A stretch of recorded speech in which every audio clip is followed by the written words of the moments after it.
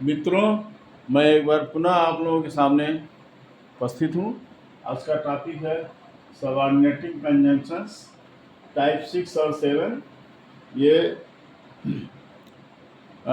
मैंने पहले बनाया था वीडियो, लेकिन ये किसी कारणवश ये डिलीट हो गया था हिस्ट्री से, तो आज मैं पुनः इसको बना रहा हूँ। इसको ध्यान से देखिए।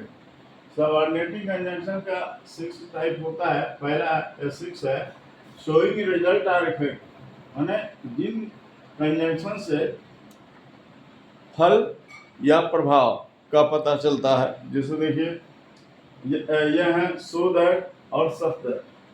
सो के आगे हमेशा कोई न कोई एडजेक्टिव या एडवर्ब आएगा, ध्यान रखिएगा। सो के आगे हमेशा एडजेक्टिव या एडवर्ब, और सच के आगे हमेशा कोई न कोई नाउन आएगा।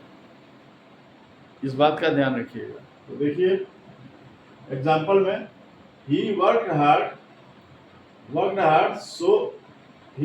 so hard that he fell ill।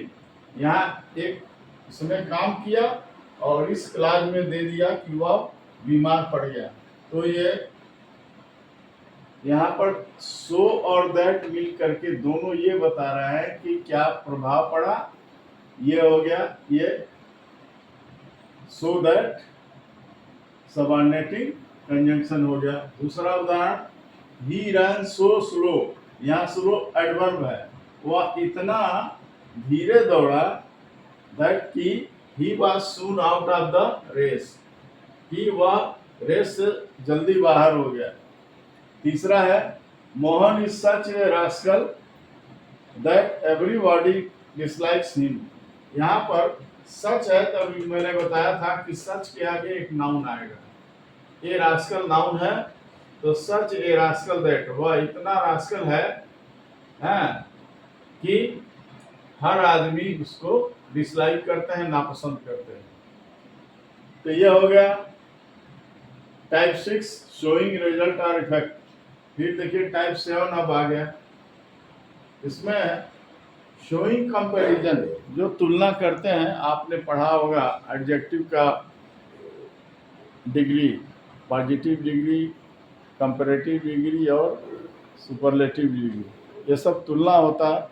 तो सुपरलेटिव डिग्री का कंजंक्शन नहीं होता है, उसके शब्द नहीं होते हैं। आप पॉजिटिव डिग्री की तो कोई तुलना होता ही नहीं है। कंपैरेटिव डिग्री में तुलना होता है। तो कंपैरेटिव डिग्री में ये दैन आता है। दैन जो है, या पढ़े हैं, बहुत ज़्यादा पढ़े होंगे। इसका देखिए, she is better than her sister, वह अपने बहन से अच्छी है। यहाँ दो है, एक ये है और एक ये इसकी सिस्टर है। इन दोनों के बीच में तुलना हो रही है दैन से।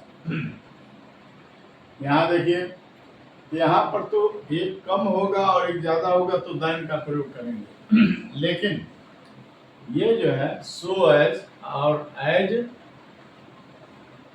गैप एज, ये जो है जब एक समान क्वालिटी की तुलना करते हैं कि दोनों एक जैसे हैं, इस तरह का अर्थ आता है। जैसे she is not so noble, वह इतनी महान नहीं है, एज हर सिस्टर, वह अपने सिस्टर से महान नहीं है। तो यहाँ पर सो और एज, मैंने बताया था कि जहां भी सो आएगा उसके आगे एडजेक्टिव या एडवर्ब आएगा। This novel is as interesting as that. यहाँ पर क्या है, दिस नॉवेल इज एज, ये उतना ही मजेदार है जितना कि वह। दूसरा, तो ये समान क्वालिटी को तुलना करना है। यहाँ पर देखिए, ये तो बता दिया, she is better than her sister. फिर एक और है, we like to stay at home. हमने घर पे रहना पसंद किया, रादर देन, के बजाय टू गो इन सन।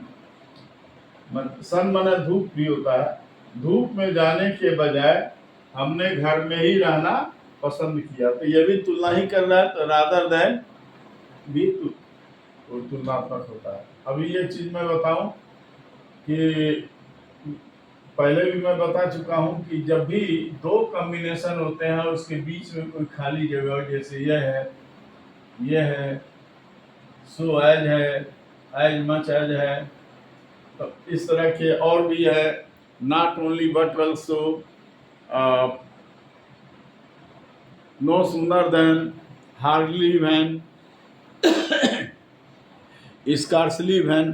तो ऐसे ये कई जो कंजंक्शन होते हैं, ये सब को रिलेटिव कहते हैं। प्रायः दो तरह के होते हैं, हम बताते हैं, कोऑर्डिनेटिंग कंजंक्शन और सबऑर्डिनेटिंग कंजंक्शन बताया जाता है कि दो तरह के कंजंक्शन होते हैं। ये दोनों मैंने बता दिया, कोऑर्डिनेटिंग मैं पहले भी डाल चुका हूँ, लेकिन कई कई किताबों में तीसरा टाइप को रिलेटिव कंजंक्शन बताया गया है। अब को रिलेटिव वही है जो अभी मैंने बताया है, और ये हमेशा पेयर में आते हैं, इनके बीच में दो शब्दों के बीच में जगह खाली होता है, यही कोरिलेटिव है, और ये भी कंजंक्शन का ही काम करते हैं। कोई सबऑर्डिनेटिंग कंजंक्शन होता है जैसे यहाँ दिखाई दे गया है, और कहीं कोऑर्डिनेटिंग कंजंक्शन होता है जैसे आइदर आर, नाइदर नार, और नॉट ओनली बट ऑल्सो, ये कोऑर्डिनेटिंग कंजंक्शन है। तो आशा है कि ये टॉपिक आप लोगों को पसंद आया होगा और ये आपको समझ में आया होगा, इससे लाभ मिला होगा। कृपया हमारे वीडियो को लाइक करें और सब्सक्राइब करें, और कमेंट में भी लिखें कि ये वीडियो आपको कैसा लगा। धन्यवाद।